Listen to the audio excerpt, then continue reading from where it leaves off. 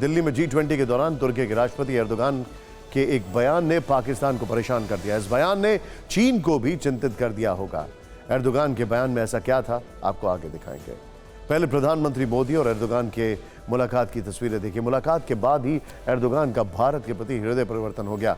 रविवार को दोनों के बीच लंबी बातचीत हुई, जिसमें व्यापार और इंफ्रास्ट्रक्चर को मजबूत करने पर चर्चा हुई। यह मुलाकात G20 सम्मेलन से अलग हुई।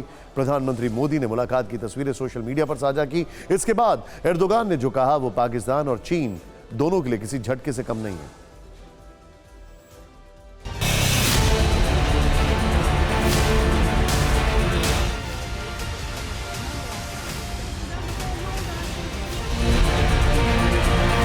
यकीनन आप हैरत में पड़ गए होंगे, क्योंकि ये बड़ा बयान उस शख्स की ओर से आया है जिसकी सोच भारत विरोधी मानी जाती है, जो पाकिस्तान के साथ मिलकर कश्मीर का नापाक एजेंडा चलाता है, जिसने खुलकर अनुच्छेद 370 हटाए जाने का विरोध किया, जो लगातार मुस्लिम कार्ड चलकर खुद को खलीफा साबित करने की कोशिश करता रहता है।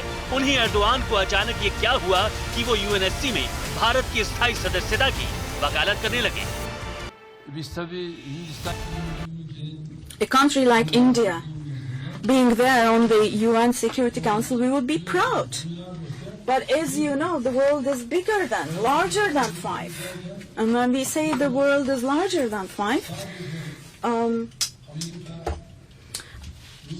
what we mean is that it's not only about the US, the UK, France, China and Russia. I mean those 5 countries. We don't only want to have those 5 countries on the Security Council of the UN.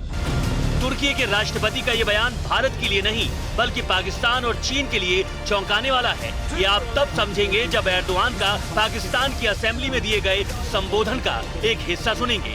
ये भाषण उस वक्त का है जब जम्मू कश्मीर से अनुच्छेद 370 को हटाया गया था।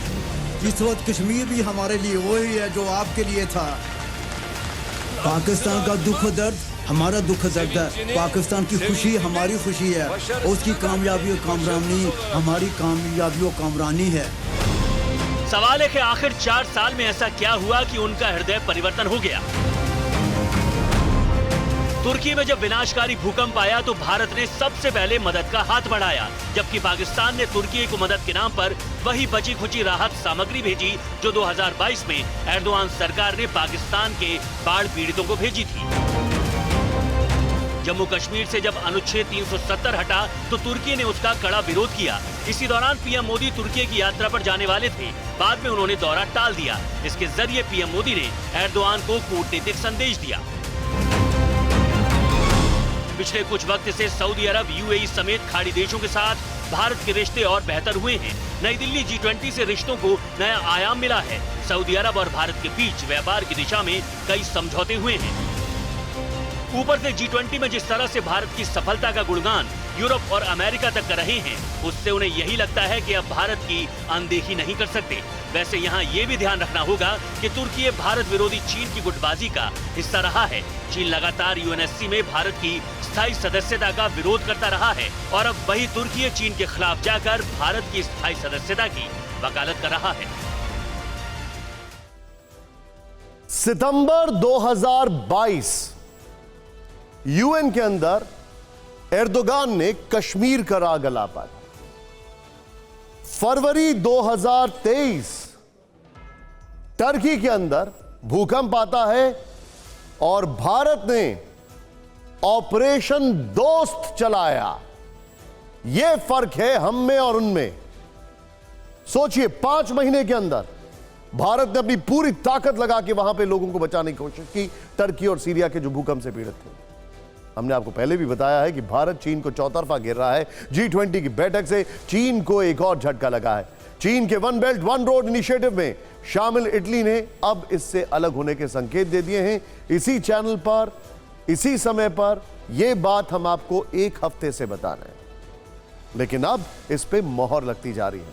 खबर है कि इटली की पीएम जॉर्जिया मेलोनी ने इस संबंध में चीन के प्रीमियर ली कियांग से शनिवार को दिल्ली में मुलाकात की थी, उन्हें इस बारे में अवगत कराया था। लेकिन आगे की खबर यह है कि इटली अब Bharat, middle east, Europe economic corridor में शामिल होना चाहता है। इस सिलसिले में सऊदी क्राउन प्रिंस ने से रणनीतिक वार्ता हो चुकी है। इटली के फैसले पर फ्रांस ने खुशी जताई है। साफ है, इटली चीन की चालाकियों को समझ चुका है और उसका यह फैसला जिनपिंग के लिए बड़ी हार जैसा है।